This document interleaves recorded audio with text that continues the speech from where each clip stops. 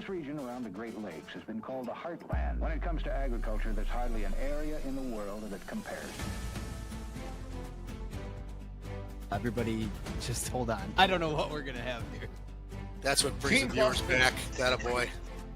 Manage money, piling in. Double digits higher. So at this point, we're in kind of uncharted territory. There's a lot of money on the sidelines. So that was a crazy one.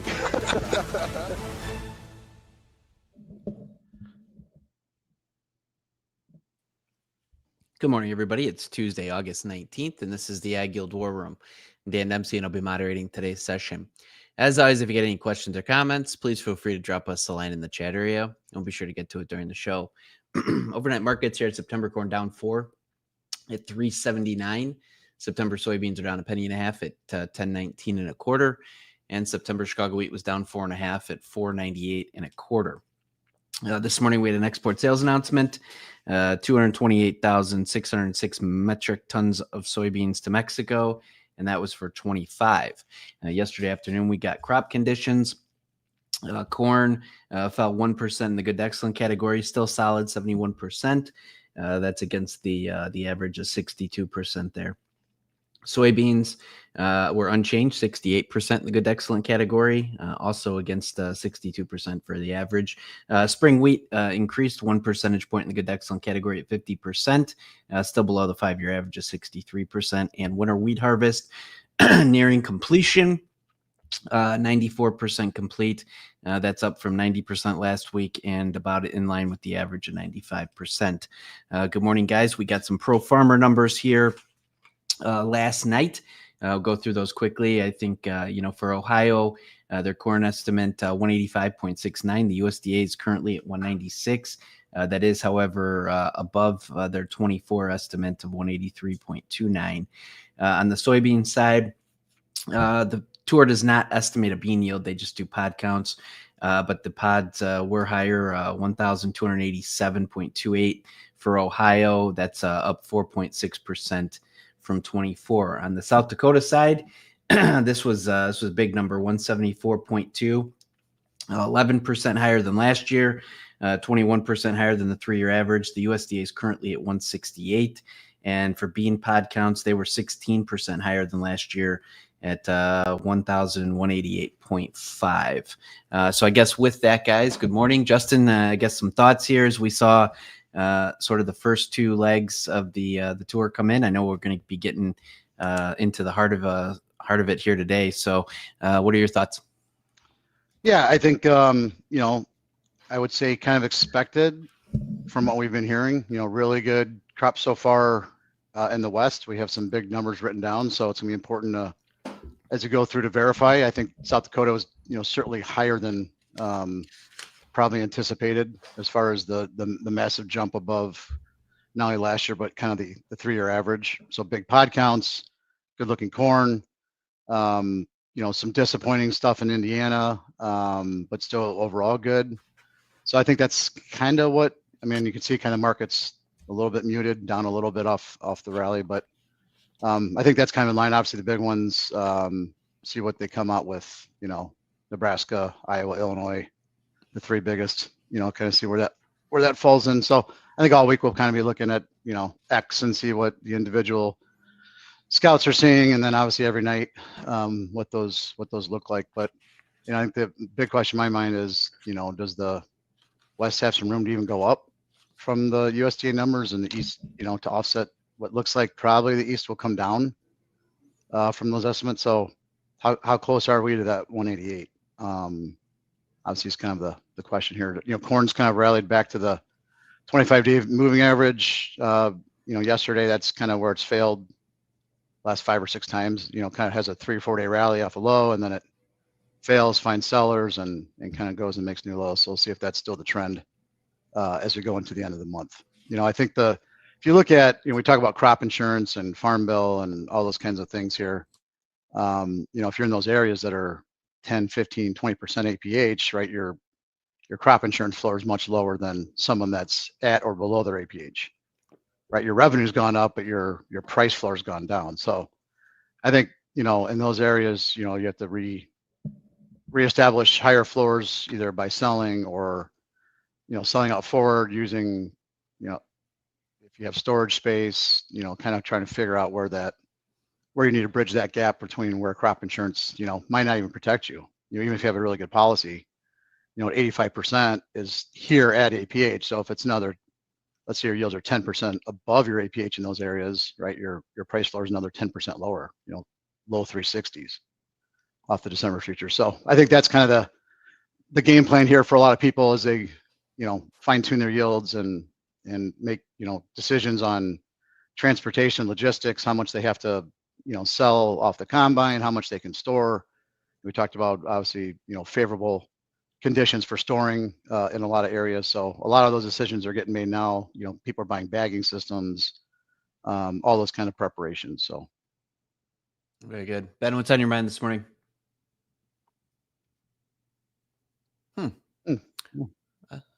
And let's unmute. Got it. Jack's having a grabber right now. There we go. I think that probably some of these pro farmer numbers are taking away that last leg of wait until they get in the field kind of narrative. Ultimately, we'll know probably in October. I think now it's mechanical. SEP first notice day, SEP option expiration. I know it sounds like a broken record, but I think there's a lot of basis contracts in SEP that are still open. After that, we probably stabilize. There's 60,000 puts open in the $4 line in December. I think that continues to be somewhat of a little bit of a magnet as far as, maybe not getting more than 20-25 cents away from there for a while. That's a big number, especially relative to everything else is around it. I'm not going to say that we're not going to dip down to 385 or 380 if this SEP thing gets a little bit hairy. I think there's value for corn. I think you continue to find buyers and large buyers on breaks. Again, broken record. Concern is that South America logistics free up at the same time the U.S. gets into gut slot harvest, and everybody wants to sell corn in a 6 to 8 week period. So soybeans, on paper, you can make a really big case for a sharp rally if we do Chinese business, really big rally. And you can make a case for it to be kind of a dog and stay in the same range that it has over the last year without Chinese business, maybe even extend that on the downside a little bit. I think it's important that, we're going to have to factor in as well. Where is the grower's pain point if they feel like they have to really start dumping stuff? And with a lot of the farm bill protections, if you've gotten hefty insurance, they might have a little more staying power than normal. So, well, Justin, what one of the trump cards could be, you just dumped 4 to 5 inches of water across the corn belt. That bean yield going up is certainly has to creep into the bingo card now, doesn't it? Yeah, I was going to say, beans are, if you look at, March, July, not far from the highs of the year, because of the surprise in acres, a lot of different factors, but demand's a wild card. Now they have written demand down. But if the bean yield were to take a leg higher, use pod counts, if they continue strong and we've had moisture in August, you have to be open-minded that what if it's a 55 or 56? I'm not predicting that at all. It's hard, it's hard to know. But bean yields are one of those ones we talk about on the show that no one really talks about because it's so hard to estimate for, even really good growers that check. Usually it's like, they look pretty good, but if the pod counts are there and the moisture's there, the bushels will be there. So I think that as far as total downside risk, beans probably have the most. So I think with relatively cheap option vol, I would definitely be protecting on this rally, some kind of a floor, because if you have big bean yields, a lot of people's APHs aren't necessarily caught up to what they can produce on beans, especially after under rotation.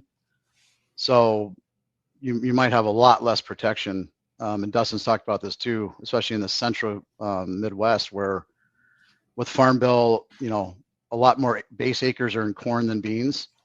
So your relative bean risk is much higher as far as, flat price break. So to Ben's point, there's a lot of things that could happen. You could easily make it a bullish scenario here, but you know, when you look at $11 July beans, I mean, I think you got to assume there's $2 of risk there on the downside if things went the other way. So, yeah, very good. One other thing to note, it was nice to see, I mean, positive news out of Washington. It felt like that, you know, they made a little bit of headway in terms of meeting with Zelensky. And I know that they're now trying to broker the next round of discussions with Putin. So, you know, we'll see if everything, you know, keep your fingers crossed, nothing breaks down. But it feels like they had some real good stuff come out of Washington there yesterday. Quickly here, we'll go move over to livestock. Strong start yesterday, Rye, for cattle. Back end of the market kind of led the way. Hogs ended up higher, and then we had gentlemen want to visit here this morning. Maybe take a gander at some October and Dees. The October D spread in cattle. Ryan, maybe give a few thoughts on what that is. Yeah, no problem. So, I mean, I think at this point, you know, we got the corroboration that borders still staying closed. So it just seemed like there was a lot of optimism rolling forward. So I think that's, you know, overall just kind of, you know, we'll deal with it when we get there, but the feeder supply is still unbelievably tight. I think there's just a lot of questions on what's going to happen to the cattle, to the beef that's over the border right now. That would be destined for the U.S. So I think that's something that the market's trying to digest right now. But overall, just on the fundamental side, beef markets are just rocking higher, and we haven't seen any cash trade yet, but I think generally speaking, by the performance in beef, we'd expect things to stay pretty firm here, you know, through the week. Otherwise, we do have a cattle on feed report on Friday. It looks like August 1 on feed is expected at about 98% placement, somewhere between, you know, 90 to 92%, and marketing's 94. So I think the market's going to be a little bit cautious kind of going into that. Maybe we start to get a little bit more concerned towards the end of the week. And on the hog side, just seems like it's kind of choppy right now. You had some kind of small moves in cash and cutout yesterday, but I think overall just kind of the weaker tone in cash may just kind of keep market just at bay right now. So it seems like we just need some better news to trade right now. You've got a big discount kind of priced into the back end of the market, and I think it's just more of a prove me wrong kind of situation from there. So I would just be keeping our eye on cash at this point. No real you know, strong opinion on OCDs as it were. I think right now it's still kind of a bull spread kind of situation. I know there was a lot of concerns with the back end of the market kind of leading yesterday, but I think that was probably a product of some of the news we got related to the border.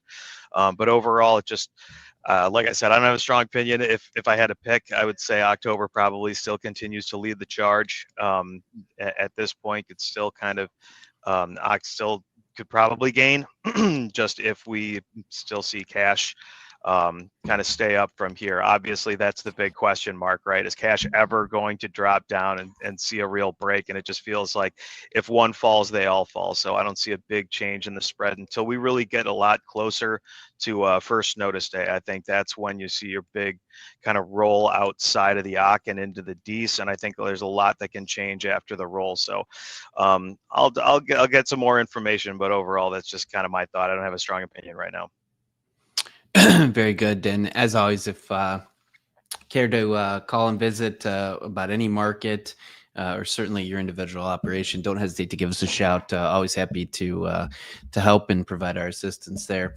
Good stuff there, Rye. Appreciate the input. And also thanks to everybody that supports the show on a daily basis. If you wouldn't mind, throw us a like and certainly subscribe. It doesn't cost you anything to do so. It'll keep you up to speed on everything that takes place with AgYield there. So again, thanks to everybody that supports the show. We're doing this live every day that the markets are open on X, Facebook Live, and YouTube Live at 8:15 Central Time. Appreciate the thoughts and comments here this morning, guys. It was a good show. Hope everybody has a great day, and we'll talk to you again tomorrow. The War Room is proudly presented by AgYield.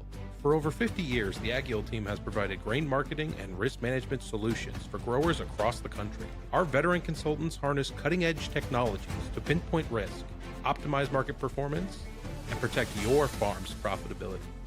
Discover a new approach to farm revenue management at agyield.com. Hey guys, Jack here. Be sure to support the show by hitting the like button, leaving us a comment, and subscribing to the channel for all the latest updates. Thanks for watching. We'll see you next time.